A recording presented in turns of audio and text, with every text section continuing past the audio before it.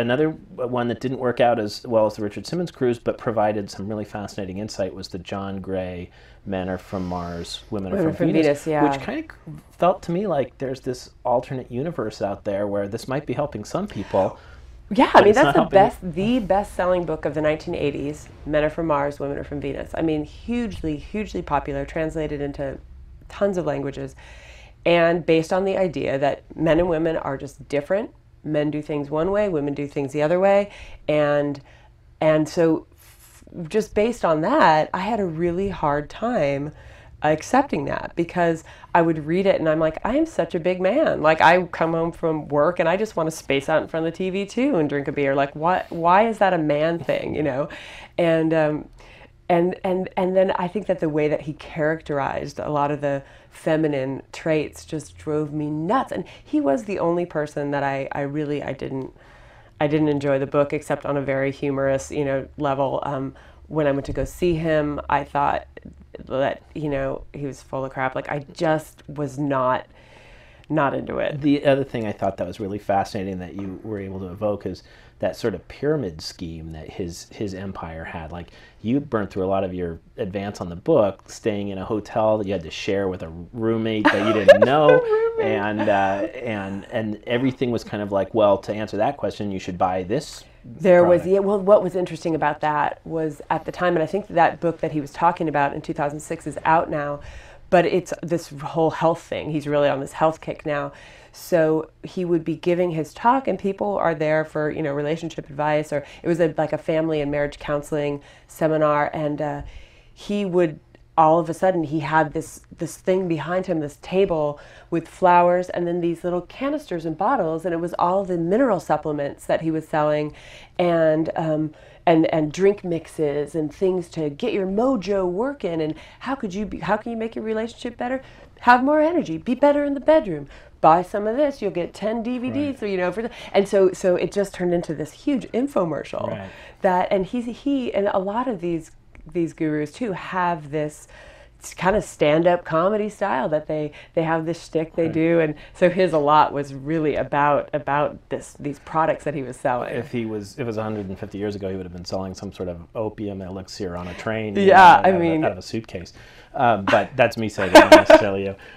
So I agree. I love these books, but and your storytelling is so personal, and you are unapologetic, but also very welcoming for the reader to kind of see you, warts and all. I don't have warts, just for the record. But on the page, you have this dynamic storytelling style, but it's certainly not the only way you tell stories, because you are the co-founder of a very popular storytelling series in San Francisco, Porchlight. Can you talk a bit about the origins of that and what that series is? Yeah, that Porchlight is a storytelling series for personal stories where people get on the stage. They have 10 minutes to tell their story about a theme. So we'll do a really popular show we do once a year. We're in our 9th year now, is Kitchen Confidential. So we'll get chefs and busboys and maitre d's and, you know, to tell stories about the kitchen. But the idea behind that is really that I truly believe that everybody has great stories to tell, and I never thought of myself growing up as an artist or a performer or even a creative person. And I think that it took me a long time. I mean, not till after I was out of college did I start writing or getting up on stage and doing things, because I always felt like, oh, who cares what I like, you know, like, it just seemed like, why would anybody care what I would have to say? And then I realized that, well, I care what a lot of different kinds of people have to say, and that as long as I thought of myself as just like, I'll just be another voice in this huge chorus of voices, the people who tell stories or perform or do whatever, and as long as I can keep it myself thinking it that way, not like I have some big message and like everybody really needs to hear this, you know, but more just like, I don't know, here's my little piece to put in there. Then for me, that was the way that I could get over this hurdle and kind of try to be more serious about my professional life.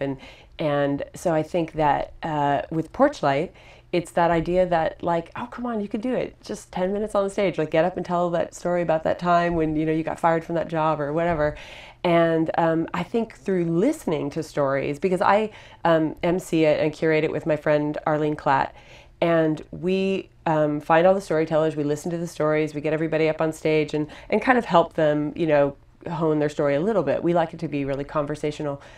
But I think after all these years of just listening and seeing what works and what doesn't really helps my writing. And I get up, and the other night I had a show at a theater in San Francisco, and the theme was roommates from hell. And so I just told the story very casually, very conversationally about these horrible people that I lived with in the early 90s in San Francisco. So I like to do it as well. But for Porchlight, I just MC and put it together. I remember you told me a story about being called up on stage to open for a surprise Neil Young concert. Yeah. And having to tell stories or do a spoken word poem. Yeah. Until he was ready to come out of his bus and get on the stage. Neil Young fans who were just chanting the entire time, Neil, Neil, Neil. And I remember when I called my parents, oh my God, I just got this call today. I'm going to open for Neil Young tonight. And my parents thought it was Neil Diamond. So they were really excited. And then Neil Young just was, it didn't matter. But it was, and this is pre-internet, pre-cell phone. So the word, what was this weird phone tree that people are calling each other, leaving, messages on their home home answering machines about how to, hey, there's going to be a show tonight, or how did people tell each other? I mean, I can't even believe that at 3 o'clock I got this call, and at 8 o'clock I was on stage with line around the block, and people just chanting for Neil Young, and me having to tell stories and recite poems from memory until Neil Young came to the stage. I mean, whose terrible idea was that? And I know whose terrible idea. It's my friend Guy Carson, who runs the Café du Nord, and he just thought it'd be great. He's like, why put a musician up there? Just get this lady to talk to people until Neil's ready to get out of his bus. Were you able to enjoy Neil Young's set, or were you sitting there reliving the horror? I was trying to disappear into the crowd so that no one knew that I was the woman on stage. Because, in that situation, like anybody who's on that stage is just a direct barrier between what you want to experience. And, it was just like all I represented was a person who was wasting their time because they were there to see Neil. So, yeah, it was a really funny story. You mentioned your parents confusing Neil Young and Neil Diamond, which isn't that extraordinary, but they also show up in one of your books as the proud owners of some Portuguese water dogs. Shout out to all the Portuguese water dog owners. Which has this fanatic database of other owners across the country or something? Yeah. Oh yeah. Okay. Yeah. There was. I have a book of short stories that came out in, I can't even remember, 1999 maybe, and it was up for this award, this alternative press award, and it was up against some really amazing authors. Jonathan Lethem was one of them. Oh God, I can't remember. I'm spacing out on who it was now. You can look it up. But it was all these incredible writers. And it was an internet vote, early days of the internet vote. And my parents, I didn't tell anybody, I didn't send out an email saying, vote for me on this, but my parents did. And they sent it out to every Portuguese water dog owner in the United States, who then went and voted for me. And that is how my book won the Firecracker Award for alternative fiction. After that year, no more internet voting. No more.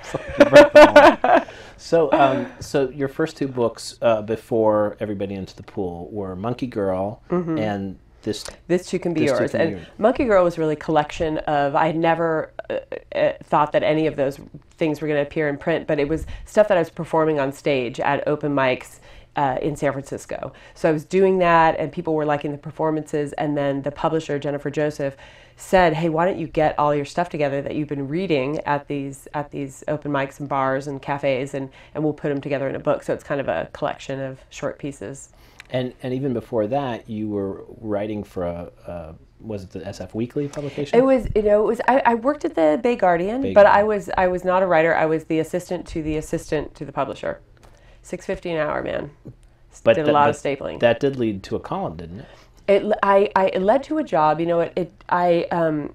Someone right in the beginning days of SF Gate, the website for the Chronicle, the guy who was put in charge of that, John Coate, heard me reading poetry on KPFA and invited me to come work for SF Gate. I was like employee number 10 or something at SF Gate. Not that means that I had stock options or anything, but really small office. And then I started writing a column. I was doing a lot of administrative work around the office. And I said, how come Joel Selvin writes about every show that Tom Petty is doing at the Fillmore? Why do we have to read about this every day? No offense to Tom Petty or Joel Selvin, but you know, there's a lot more music going on in San Francisco. So they said, well, just write something. It's just the internet. You just write it. We just put it up there, you know, and whatever, it doesn't take up any space. And so I just started writing this weekly column that I did it for 8 years. And it was so fun because it was all the stuff I wanted to do anyway. Go see bands, go to art shows, go to restaurant openings. It was like a little bit of around town gossip, who's in what band, who's doing, you know, it was really, really fun. I remember one of the chapters that talks about you going to a high school musical play. Do you remember which musical it was? Joseph and the Amazing Technicolor Dreamcoat. Because at that point, there were so many people who were covering the alternative San Francisco scene in the, you know, weekly papers and then online, that to me, the most alternative thing that I could do was go to a junior high musical production of Joseph and the Amazing Technicolor Dreamcoat on a Friday night, and it was incredible. I recommend that people do that. Just by the way, just go to some kind of community theater experience that you have no connection to. Finally, I'm curious about you know, you're so active. You're out in your husband's a musician, so you're out in the music scene quite a bit. You're at the storytelling event, but what's your writing space like? What's your I have an office in downtown Oakland that I've had for a number of years with some other writers. Mary Roach, whose book Packing for Mars just came out. It's a huge New York Times bestseller. She's incredible. And Lisa Marginelli, who wrote a book called Oil on the Brain. Novella Carpenter, who has a book called Farm City that's incredible about her urban farm in downtown Oakland, or a ghost town neighborhood of Oakland. And so we go in there, and we all have our own offices with doors, and go in there and write, and then we go out for lunch, and you know, we can talk, and I can ask those guys advice. It's great. But it's a really tiny little office. It's got a window and a lazy boy, 70s lazy boy with the lean, yeah, and then I can laptop and not be connected to the internet, which can be a problem. Yeah, that can be very distracting. Facebook. Yeah. Well, it sounds like your colleagues in the office there would be a number of great guests for Get Lit. Yes, definitely. You have to have them on because they're all charming and hilarious and amazing and smart. They're super smart. So, but I can't think of a guest I'd rather have on this program than you, Beth Lisick. Thanks, Pete. Thank you for all these wonderful books. I recommend them to friends all the time, especially anybody that's looking to have a laugh. And so, fantastic work. Looking forward to your novel. It sounds very exciting, and hope to be seeing that soon. So thanks for coming into Walnut Creek. Okay. And thank you for tuning in to Get Lit. Make sure to tune in to future episodes. You'll meet all kinds of interesting writers. We'll talk about their craft, their books, and just have a great time here in the Walnut Creek Library. Thanks for tuning in.